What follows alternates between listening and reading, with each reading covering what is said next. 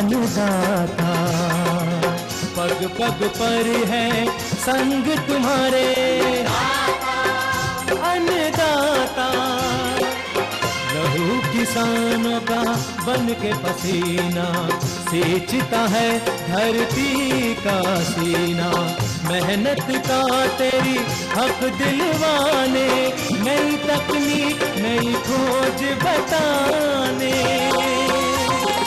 पशुधन को गुणवान बनाना, पौध सुरक्षा को सिखलाना, खेती के सब गुर समझाने, भारत का सरताज बनाने। आठों पहर है संग तुम्हारे अन्नदाता अन्नदाता। नमस्कार, मैं हूं आपके साथ निदा अहमद। आप सभी दर्शकों का अन्नदाता कार्यक्रम में स्वागत करती हूं।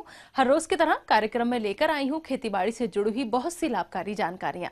तो चलिए सबसे पहले देखते हैं क्या है विशेष आज के कार्यक्रम में। अधिक फूलों के लिए पॉली हाउस में झरबेरा की फसल में किए जाने वाले जरूरी कार्य। नींबू के बगीचों का उचित प्रबंधन करके ही ले सकते हैं अच्छी फलन। बछड़े बछड़ियों को अंता और बाह्य परिजीवियों से बचाने के उपाय।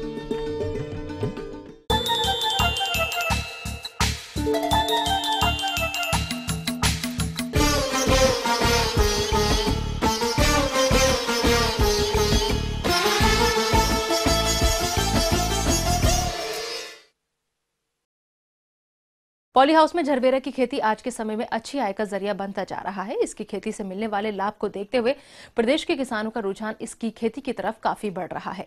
इसलिए हमारे जो किसान पॉली हाउस में झरबेरा फूल की खेती करना चाहते हैं या फिर जिन्होंने पॉली हाउस में झरबेरा की फसल लगा रखी है, वो इससे अधिक फूल लेने के लिए फसल में कौन कौन से जरूरी कार्यों को समय से पूरा करें, इस विषय पर अपने सुझाव बता रहे हैं घरौंडा करनाल के कृषि वैज्ञानिक डॉक्टर संजय पुंडेल।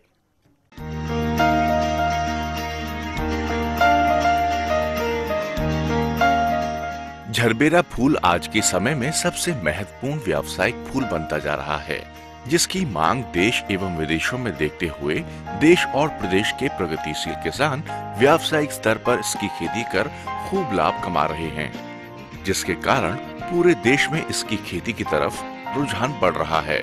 परंतु इसकी खेती अच्छी गुणवत्ता वाले फूल की खेती के लिए 200 माइक्रोन की मोटी पॉलिथीन वाली पॉली हाउस एवं शेड नेट में सबसे उपयुक्त है, जो हर परिस्थिति के लिए उपयुक्त है।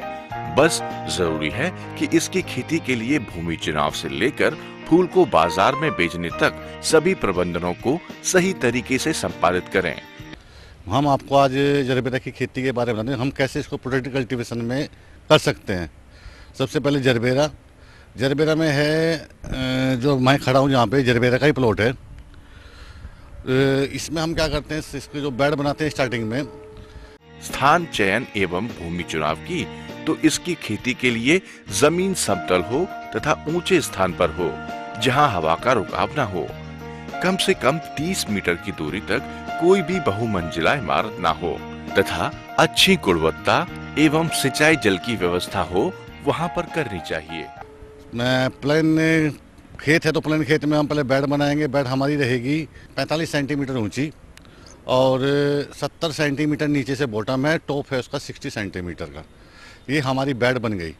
उस बेड पे हम जो प्लांट लगाते हैं वो लगाते हैं हम 30 सेंटीमीटर की दूरी पे। प्लांट टू प्लांट 30 सेंटीमीटर और रो टू रो यानी पंक्ति टू पंक्ति 35 सेंटीमीटर जिग जैग में हम प्लांट लगाते हैं इसके।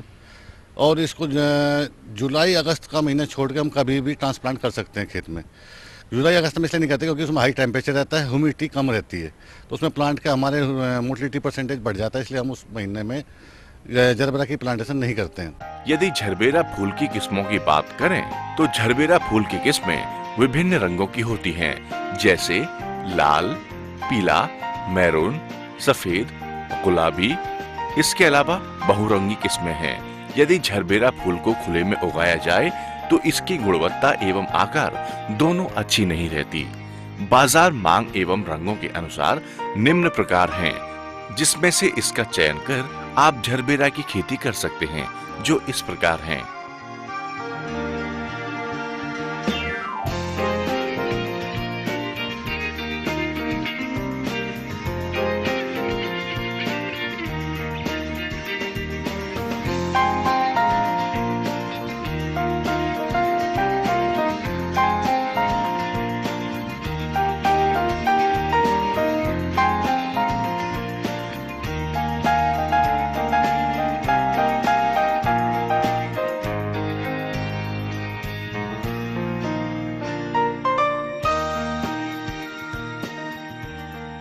दूसरा है, इसको हम आज अगर हम इसका ट्रांसप्लांट करते हैं तो 4 महीने के बाद इसका प्रोडक्शन स्टार्ट हो जाता है। ये हम पूरा का पूरा शादी के सीज़न के ऊपर डिपेंड करता है इसकी क्रॉप, क्योंकि हम भी डिपेंड करते हैं शादी के ऊपर कि इसकी जो मार्केट वैल्यू है वो शादी में ही ज़्यादा अच्छी मिलती है हमको। ये 3 रुपये से लेकर 4 रुपये स्टिक पर ईयर का हमारा आ जाता है इसका, और एक साल में एक प्लांट से 35 से 40 स्टिक मिलती हैं, और साल भर में 230 से 250 स्टिक पर ईयर पर स्क्वायर मीटर से हम प्राप्त करते हैं। अब लगा लीजिए 3 रुपये से 4 रुपये स्टिक बिकेगी तो हम प्रॉफिट में ही रहेंगे। स्टार्टिंग में जब हम लगाते हैं इसको, उस टाइम हम इसको कम से कम पानी देते हैं, यानी कि लगाने के टाइम में हमको इसका एक सोल्यूशन बनाते हैं 19-19 प्लस बावास्टीन ले लो, जो हम कार्बेंडाजिम के नाम से है, वो सिस्टमिक फंगीसाइड है। साथ में हम हुमिक एसिड ले लेते हैं 1 ml की डोज से। जब हम इसको लगाते हैं तो हम उसको ड्रेंचिंग के यानी कि 50-50 ml करके हर प्लांट के उसमें डालते चले जाते हैं। ये तो क्या स्टार्टिंग का। उसके बाद हम alternate day 19-19 fertilizer water soluble है वो 2 ग्राम पर लीटर के हिसाब से देते हैं। पहले महीने में हम बाई ड्रिप इरीगेशन नहीं करते, उसको हम ऐसे ही पानी देते हैं, क्योंकि इसमें पानी की रिक्वायरमेंट बहुत कम होती है स्टार्टिंग में, पहले महीने में। दूसरे महीने से हम इसमें हल्का सा पानी बढ़ाते हैं बाई ड्रिप से। एक प्लांट की रिक्वायरमेंट होती है मौसम के हिसाब से और क्लाइमेट के हिसाब से। जो भी हमने नया प्लांट लगाया तो उसकी जो डोज होगी वो होगी 50 से 60 ml, लेकिन जैसे वो प्लांट बड़ा हो जाएगा, जब उससे 12 से 13 लीफ आ जाएंगी तो उसकी जो रिक्वायरमेंट होती है 300 से 400 ml पर लीटर पर प्लांट, जो हम बाई ड्रिप से उसको दे सकते हैं। जब पौधों पर फूल आने लगते हैं तब NPK 12:8:35 का 0.4 ग्राम मात्रा प्रति पौधे की दर से 1 दिन के अंतराल पर देते रहना चाहिए। इससे अधिक फूल एवं फूल गुणवत्ता अच्छी रहती है। इसके अलावा पौधों को सूक्ष्म पोषक तत्व की भी आवश्यकता होती है। इसके लिए 40 ग्राम सूक्ष्म पोषक तत्व 1000 लीटर पानी के साथ मिलाकर सिंचाई के साथ दिया जाए तो गुणवत्ता युक्त फूल पैदा होते हैं। हमेशा 2 से 3 माह के बाद मिट्टी की जांच कराते रहना चाहिए। सरकार की तरफ से तो पॉली हाउस पे तो अनुदान दे ही रही है गवर्नमेंट, बाकी ये प्लांटिंग मटेरियल पे भी अनुदान है उनका। कितना %? ये पर स्क्वायर मीटर 200 रुपये देते हैं जी, मतलब 50% ही है, 200 रुपये तक देते हैं वो, लेकिन अच्छा जो अनुदान है प्लांटिंग मटेरियल पर गवर्नमेंट की तरफ से। एक साल में सब खर्चा निकाल के 1 एकड़ में आदमी 6 से 8 लाख रुपए तक इसमें कमा सकता है, जो कि ओपन फील्ड में या ओपन खेती में नहीं कमा सकता।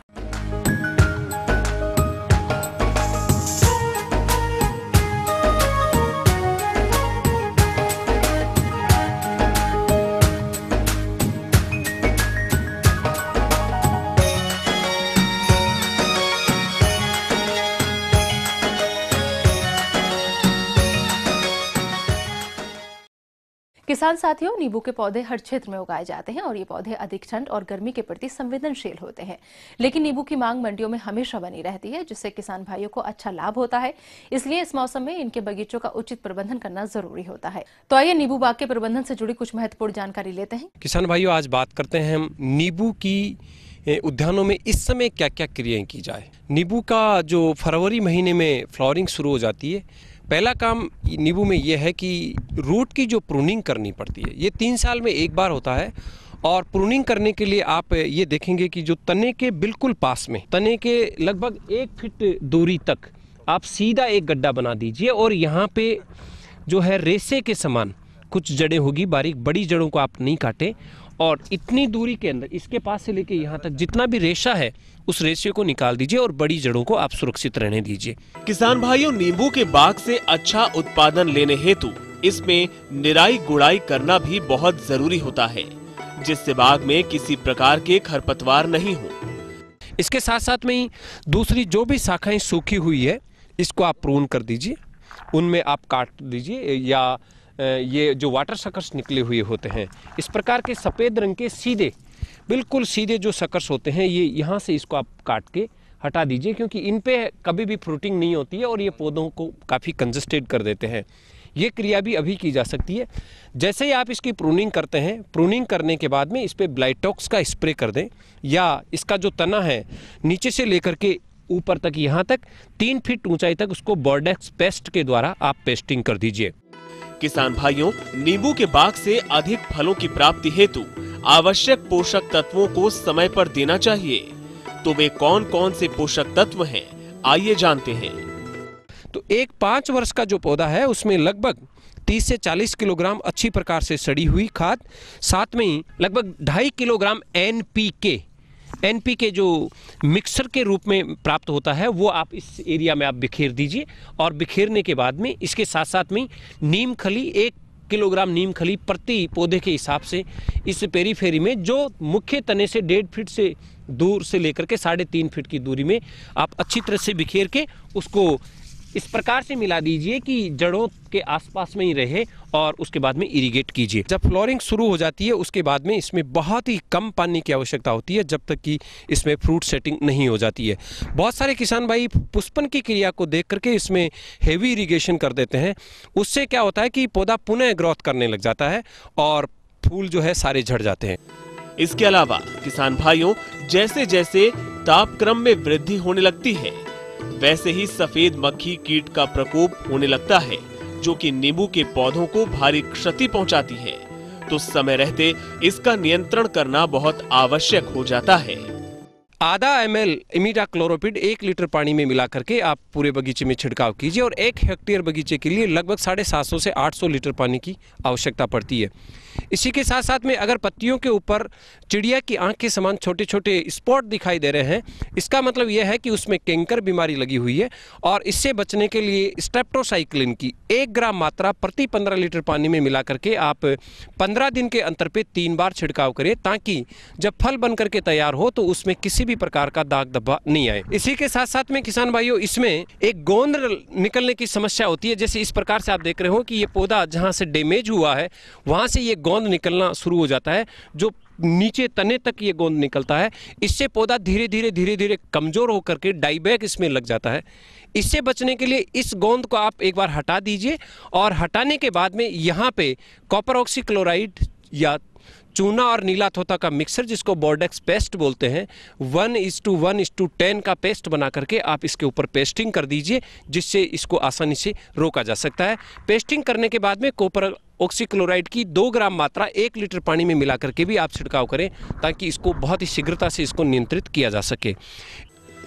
नींबू के बाग में जो रोग मुख्य रूप से देखा जाता है वो है डाईबैक। जैसा कि इस रोग के नाम से ही विदित है कि पौधों की टहनियां ऊपर से नीचे की ओर सूख जाती हैं। यदि पौधों की टहनियां ही सूख जाएंगी तो किसान भाइयों, इससे अच्छे उत्पादन की उम्मीद ही नहीं की जा सकती है। तो आपको इसका समय रहते नियंत्रण करना जरूरी हो जाता है। इससे बचने के लिए जो सूखी टहनियां हैं उनको आप ऊपर से काट दीजिए, उसके बाद कॉपर ऑक्सीक्लोराइड का छिड़काव कीजिए। और ध्यान रखिए, बहुत सारे किसान भाई फरवरी माह में नींबू के बगीचे में बहुत हेवी इरिगेशन दे देते हैं, उससे आप बचिए ताकि इसमें फूल और फल ड्रॉप नहीं हो। अगर उसके बाद भी फूल और फल में झड़ाव हो रहा है तो प्लेनोफिक्स की 4 ml मात्रा 15 लीटर पानी में मिला करके आप बगीचे में छिड़काव कीजिए, जिससे फूल फल झड़न रुक जाएगा और आपका बगीचा अधिकतम पैदावार देने में समर्थ होगा। तो ये थी कुछ उपयोगी जानकारियां। अब लेते हैं एक छोटा सा ब्रेक, जल्द लौटेंगे और कार्यक्रम में आगे है महत्वपूर्ण जानकारियां। बने रहिए हमारे साथ।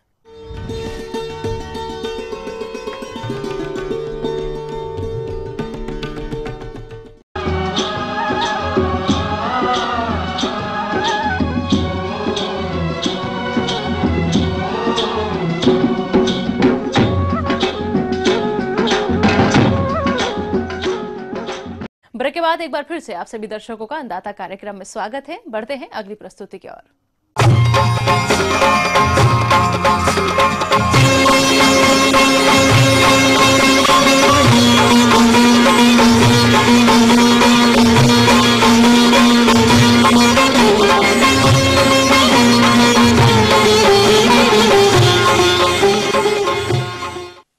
प्रदेश के बहुत से किसान भाई दुधारू पशुओं का पालन करके अच्छा लाभ प्राप्त कर रहे हैं, लेकिन इन दुधारू पशुओं के बछड़े बछड़ियों में कभी कभी परिजीवियों की समस्या आ जाती है और इनका समय पर इलाज नहीं करने पर ये बछड़े बछड़ियां कमजोर हो जाते हैं।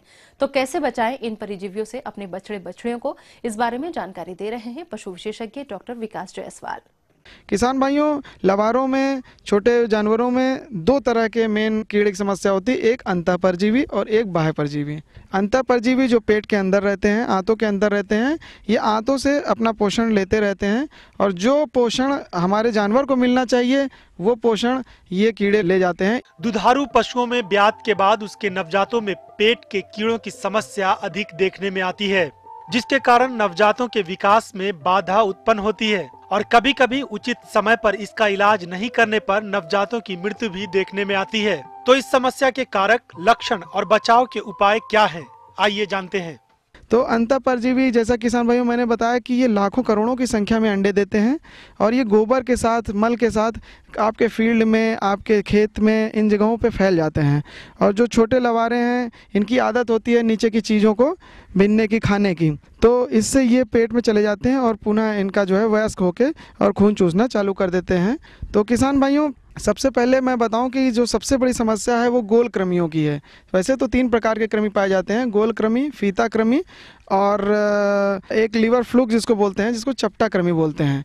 चपटा कृमि किसान भाइयों उन क्षेत्रों में ज़्यादा पाए जाते हैं जहाँ पर झील हो या कहीं पे जहाँ पे पानी का जमाव हो रहा हो। तो किसान भाइयों, इनका जो जीवन चक्र होता है, ये जो घोंघे होते हैं, जो मोलस्क होते हैं, इन पे आधारित होता है। तो जहाँ पे घोंघे पाए जाएंगे वहीं पर ही फ्लूक भी पाया जाएगा। इस प्रकार की समस्या पाई जाएगी। लेकिन ये समस्या जनरली किसान भाइयों जहाँ पानी का जमाव होता है वहाँ पर होते हैं। इनको यकृत कृमि भी कहते हैं क्योंकि लीवर को डैमेज करते हैं। और किसान भाइयों, अगर बहुत ज़्यादा संख्या में अगर कोई जानवर इनको खा लेता है, इनके अंडों को खा लेता है, तो उसमें मृत्यु तक भी हो सकती है क्योंकि ये लीवर को बहुत ज़्यादा डैमेज करते हैं, नुकसान पहुंचाते हैं। दूसरे किसान भाइयों, जो सबसे प्रमुख मैंने बताया आपको, गोल कृमि होते हैं, सबसे ज़्यादा नुकसानदायी ये होते हैं। और इनमें से कुछ ऐसे गोल कृमि होते हैं जो दूध से बच्चे में आते हैं। तो इसलिए किसान भाइयों, जो सबसे पहले हम लोग दवाई देते हैं ये गोल कृमियों के लिए देते हैं और ये 15 दिन पर देते हैं। तो जैसा कि मैं बताऊं आपको, फेनबेंडाजोल जो कि एकदम सेफ दवा है, इसको हम लोग देते हैं और एल्बेंडाजोल भी दे सकते हैं और भी कई दवाइयाँ हैं जिनको दे सकते हैं। तो किसान भाइयों, जो सबसे पहले आप 15 दिन पे एक बार दे दें, इसके बाद फिर 1 महीने पर दे दें, उसके बाद फिर 3-3 महीने पर आप देते रहें। अगर कीटाणुओं का प्रकोप आपके क्षेत्र में ज़्यादा है तो 1-1 महीने पर भी आप दे सकते हैं।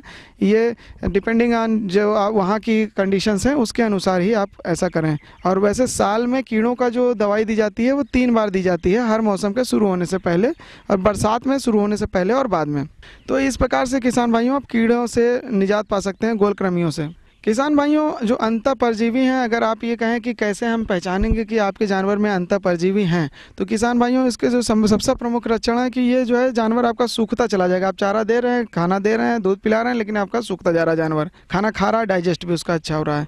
दूसरा किसान भाइयों, इसके जो रोए होते हैं वो फटे फटे हो जाएंगे, स्किन जो खाल है वो रूखी हो जाएगी। और कुछ एक जानवरों में आप देखेंगे कि उसका जो पेट है वो एकदम जैसे हांडी की तरह गोल गोल सा हो जाएगा, एकदम बड़ा सा हो जाएगा।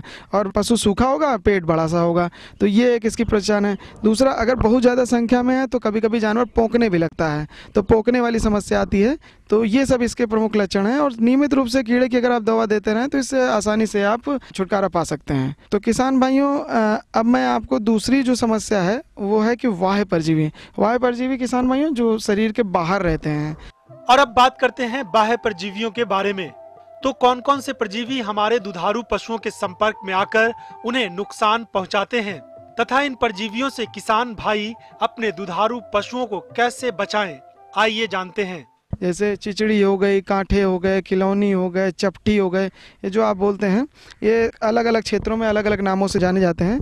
किसान भाइयों, ये खून चूसते हैं और इसमें 2 प्रकार के चिचड़ी, चपटी, खिलौनी होती हैं। एक तो वो होती हैं जो उसी के शरीर पे अपना पूरा जीवन यापन कर देती हैं, एक जानवर के शरीर पे ही। दूसरी वो होती हैं जो अंडे देने के लिए जानवर का शरीर छोड़ देती हैं और बाहर जाती हैं, अंडे देती हैं और उसके बाद फिर आपके जानवर के शरीर पे आती हैं और खून चूसना चालू कर देती हैं। तो किसान भाइयों, इनके लिए भी बड़ी अच्छी अच्छी दवाइयाँ अब आ गई हैं। कुछ दवाइयाँ ऐसी हैं जो ऊपर रहे आप टपका सकते हैं और जानवर को आपके राहत मिल जाती है 2 से 3 महीनों के लिए। कुछ आइवरमेक्टिन वगैरह के इंजेक्शन आते हैं तो इनको आप खाल के नीचे लगा सकते हैं, लेकिन 6 महीने से नीचे के जानवरों को न लगाएं। आगे और भी हैं कुछ रोचक जानकारियां, पर यहाँ पर रुकेंगे एक और ब्रेक के लिए। जल्द हाजिर होते हैं।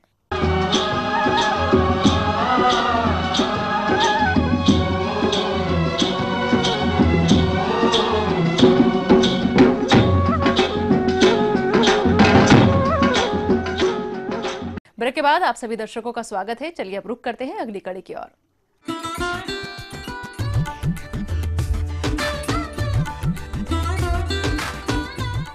अन्नदाता हेल्पलाइन निशुल्क फोन संपर्क सेवा के माध्यम से आपके द्वारा पूछे गए कृषि से जुड़े प्रश्नों में से एक या दो महत्वपूर्ण प्रश्नों को हम अपने कार्यक्रम में शामिल करते हैं। इसी के तहत आज का चयनित प्रश्न और उसका जवाब इस प्रकार है। अन्नदाता निशुल्क फोन संपर्क सेवा के माध्यम से पूछे गए प्रश्नों में से आज हमने जिस प्रश्न को कार्यक्रम में शामिल किया है उसे पूछा है ग्राम ककोड़ा, जिला पानीपत के कृषक महावीर सिंह ने। यह मुर्गियों की अच्छी बढ़वार के लिए आहार प्रबंधन पर जानकारी चाहते हैं। तो महावीर सिंह जी, आपकी जानकारी हेतु प्रस्तुत है कार्यक्रम का यह अंश। मुर्गों और मुर्गियों में जो मांस उत्पादन के लिए पाले जाते हैं और जो अंडे उत्पादन के लिए पाले जाते हैं उसमें कुछ आहार संबंधी जानकारी लेंगे। जैसे कि मैं बता रहा हूँ, मांस उत्पादन के लिए जो पाले जाते हैं जिन्हें की सामान्यतः हम ब्रॉयलर कहते हैं, उसमें आहार की बात करें तो जो शुरुआत में जो इनका फीड होता है ब्रॉयलर स्टार्टर, उसके अंदर प्रोटीन की प्रतिशत मात्रा 22 से 24% होता है और एनर्जी की मात्रा 2900 किलो कैलोरी होती है। जबकि ये होता है 0 से 4 हफ्ता तक, और 4 सप्ताह के बाद में ब्रॉयलर फिनिशर राशन यूज किया जाता है जिसके की अंदर प्रोटीन की मात्रा 20 से 22% और ऊर्जा की मात्रा 3000 किलो कैलोरी होती है। शुरुआत में प्रोटीन मात्रा इसलिए ज़्यादा दी जाती है क्योंकि इस टाइम में मसल डेवलपमेंट के लिए प्रोटीन की आवश्यकता होती है, इसलिए उनके जो आहार में है प्रोटीन की मात्रा अधिक रखी जाती है और बाद के अंदर ऊर्जा की रिक्वायरमेंट आवश्यकता ज़्यादा होती है, इसलिए उस टाइम में एनर्जी की मात्रा ज़्यादा रखी जाती है। जैसा कि चूज़ों में ब्रॉयलर चूज़ा और लेयर चूज़ा में केवल आहार में जो प्रोटीन की परसेंटेज है उसका अंतर होता है और एनर्जी का अंतर होता है। चिक स्टेज है उसके अंदर अपन 2650 ऊर्जा की आवश्यकता होती है, ग्रोअर स्टेज में 2550 की और लेयर स्टेज में 2750 किलो कैलोरी ऊर्जा की आवश्यकता होती है। और प्रोटीन परसेंटेज वैसे ही चिक स्टेज में इसमें 18%, ग्रोअर स्टेज में 19% और लेयर परसेंट में 20% प्रोटीन की आवश्यकता होती है। पर जब मुर्गियों में अंडों का उत्पादन शुरू हो जाता है तब उसको कैल्शियम की भी आवश्यकता होती है, इसलिए उसको बाहर से हम मार्बल चिप्स क्रिट उसके आहार में मिलाते हैं जो कि 5 से 8% तक मिलाया जाता है। और अगर किसान जो आहार है इनका अगर अपने फार्म पे बनाता है तो सामान्यतः 55% तक इसमें हम मक्का यूज़ करते हैं। उसके ऊपर डी-ऑयल्ड राइस ब्रान, फिश मिल और प्रोटीन सोर्स के लिए GNC, groundnut cake, mustard cake, soya cake ये यूज़ किए जाते हैं। कुछ जगह जहां अवेलेबिलिटी हो वहां फिश मिल भी यूज़ किया जा सकता है जो कि प्रोटीन का एक अच्छा स्रोत होता है। और मिनरल के लिए मिनरल मिक्सचर और सॉल्ट यूज़ किया जाता है। जैसे कि मैंने बताया, फिर लेयर है तो लेयर में हम एक और भी ऐड कर देंगे मार्बल चिप्स जो कि 5 से 8% तक इनको खिलाया जाता है। इसी कड़ी में जो दूसरा प्रश्न कार्यक्रम में शामिल किया है उसे पूछा है ग्राम सिल्ली, जिला सोलन के कृषक नागेश सिंह ने। यह मधुमक्खियों के स्थानांतरण के बारे में संपूर्ण जानकारी चाहते हैं। तो नागेश सिंह जी, आपकी जानकारी हेतु प्रस्तुत है कार्यक्रम का यह अंश। आज मैं आपको मधुमक्खी पालन किस प्रकार किया जाए और उनका स्थानांतरण में क्या क्या सावधानी रखनी चाहिए और उनका स्थानांतरण किस प्रकार किया जाए, इस विषय पर विस्तृत जानकारी देने जा रही हूँ। मधुमक्खियों को स्थानांतरित करने से पहले हमें उनके समय की और उनके स्थान की और उनके फूलों की उपलब्धता की पर्याप्त जानकारी उस स्थान की होनी चाहिए जिस स्थान पर हम मधुमक्खियों को स्थानांतरित कर रहे हैं। मधुमक्खियों को एक स्थान से दूसरे स्थान तक ले जाने के लिए सबसे पहले मधुमक्खियों की अच्छी तरह से पैकिंग करनी चाहिए। यदि आपने पैकिंग करते समय किसी भी तरह की असावधानी बरती तो मधुमक्खियों के छत्ते टूटने से आपको नुकसान हो सकता है। स्थानांतरित करते समय एक जो विशेष बात है उसका भी अवश्य ध्यान रखना चाहिए कि मधुमक्खियों को जब भी स्थानांतरित करने से पहले ले जाएं तो मधुमक्खी के बक्सों पे और फ्रेम्स पर नंबर अवश्य डाल दें। और नंबर अवश्य डालते वक्त उसमें मधुमक्खियों की जो फ्रेम्स हैं उनको आपस में टकराने से बचाने के लिए उनमें कोई भी पेपर और इसका भी यूज कर सकते हैं या फिर बोरों के माध्यम से भी ले जा सकते हैं। और एक जालीनुमा ढक्कन बनता है और जालीनुमा ढक्कन को भी ठोक करके हम बक्सों के ऊपर ले जा सकते हैं, लेकिन उसके ऊपर हम जो मुख्य ढक्कन होता है उसका प्रयोग नहीं करते। उससे मधुमक्खियों में घुटन पैदा नहीं होती और उनमें हमें छोटी 14 नंबर की कील ठोक करके तथा उनके फ्रेम में बोरे फंसा करके रखना चाहिए, क्योंकि अगर हम 14 नंबर की कील या कोई भी कील से फ्रेम्स को नहीं ठोकेंगे या उनमें बोरे नहीं फंसाएंगे तो मधुमक्खी के फ्रेम आपस में टकराएंगे और मधुमक्खियां टकराने के कारण नष्ट हो जाएंगी और हमारे बक्से पहुंचने से पहले ही सारे बक्से, जब गाड़ी चलती है तो वो हिलती है और बक्से हिलने के कारण, आपस में टकराने के कारण रानी मक्खी भी नष्ट हो सकती है और हमारी कमेरी मक्खियां हैं वह भी आपस में टकराने के कारण मर सकती हैं। मधुमक्खी के मुख्य द्वार को बंद कर देना चाहिए और उस पर मिट्टी का लेप लगा दें या फिर थर्माकोल की गिट्टी फंसा करके उस मुख्य द्वार को बंद कर दें। मुख्य द्वार को बंद करने के बाद फ्रेम में पर्याप्त मात्रा में छत्तों में शहद होना चाहिए। हमारे कुछ मधुमक्खी पालक किसान मधु बक्सों को एक स्थान से दूसरे स्थान तक ले जाने के लिए परिवहन करते समय सावधानी नहीं रखते, जिससे उनकी मधुमक्खियां रास्ते में ही उड़ जाती हैं या फिर मर जाती हैं। इसलिए परिवहन के समय कुछ बातों का ध्यान रखें। अगर हमारा एक स्थान से दूसरे स्थान में जाने में समय 1 से 2 दिन का लग जाता है तो मधुमक्खियों को रास्ते में सरवाइव करने के लिए मधुमक्खी में शहद उपलब्ध होना जरूरी है। मधुमक्खियों के स्थानांतरण से पहले मधु निष्कासन ना करें। मौसम जब कोहरा हो, धुंध हो या पानी जैसा मौसम हो तो मधुमक्खी के बक्सों को ना खोलें और ना ही उनसे मधु निष्कासन करें। मधुमक्खी को बक्सों को ले जाते हुए हमें बक्से ऐसे शिफ्ट करने चाहिए कि उनका मुख्य द्वार से मुख्य द्वार एक दूसरे के पीछे उपस्थित हो। पहले हमें किसी ट्रक से या जो भी हम गाड़ी जिससे हम स्थानांतरित कर रहे हैं और हम जिस स्थान तक हमें जाना है वहां नहीं पहुंच पा रहे और सवेरा हो गया है, सूरज निकल आया है, उस स्थिति में हमें बक्सों को किसी खुले स्थान पर निकाल करके रख देना चाहिए और पहले बक्सों को 10 से 15 मिनट तक सामान्य होने दें। उसके बाद उनके मुख्य द्वार को खोलें। ट्रक से निकालकर सीधे अगर हमने बक्से खोल दिए तो मधुमक्खियां आक्रामक होकर के काट सकती हैं और नुकसान भी पहुंचा सकती हैं। फिर शाम को उन्हें मधुमक्खियों के बंस को दोबारा कील ठोक करके और छत्तों को आपस में बोरी से फंसा करके टाइट करके फिर उनका मुख्य द्वार बंद करके फिर मधुमक्खी के बक्से को स्थानांतरित करके गंतव्य स्थान तक आप पहुँच सकते हैं। किसान भाइयों, मधु बॉक्सों से अधिक शहद प्राप्ति के लिए पर्याप्त फूलों की उपलब्धता वाले स्थान का चयन तो करना ही है, साथ ही साथ मधु बॉक्सों के स्थानांतरण के बाद भी मधुमक्खियों की देखरेख करनी चाहिए, जिससे मधुमक्खियां आसानी से पराग इकट्ठा कर सकें। सबसे पहले मधुमक्खी पालक इस बात का ध्यान रखें कि आजकल सरसों का सीजन है और सरसों के सीजन में फूल पर्याप्त मात्रा में उपलब्ध है। किसान भाइयों से मैं आग्रह करूंगी कि अपनी मधुमक्खी कॉलोनियों को ऐसे स्थान पर लगाएं जहां पर मधुमक्खी के लिए पर्याप्त सरसों का फूल उपलब्ध हो। अब आइए देखते हैं कल दिखाए जाने वाले कार्यक्रम की मुख्य झलकियां। अधिक उपज हेतु गेहूं की फसल में दाना भरते समय किए जाने वाले कार्य। अगेती आलू की खेती से एक किसान ने कमाई लाखों की आय। हम ये उम्मीद करते हैं कि आज का कार्यक्रम आप सभी दर्शकों के लिए उपयोगी रहा होगा। किसान भाइयों, अन्नदाता आपकी सेवा के लिए संकल्परत है। कृषि संबंधित समस्या और सुझावों के लिए आप हमें इस पते पर संपर्क कर सकते हैं। प्रोड्यूसर अन्नदाता, ETV Haryana, Himachal Pradesh, Ramoji film city, Hyderabad 501512। साथ ही आप हमें ईमेल भी कर सकते हैं। हमारा ईमेल है annadatar.hp@etv.co.in। इसके अतिरिक्त आप हमें निःशुल्क हेल्पलाइन नंबर 180010845999 पर सोमवार से शनिवार सुबह 10 से शाम 4 बजे के बीच संपर्क कर सकते हैं।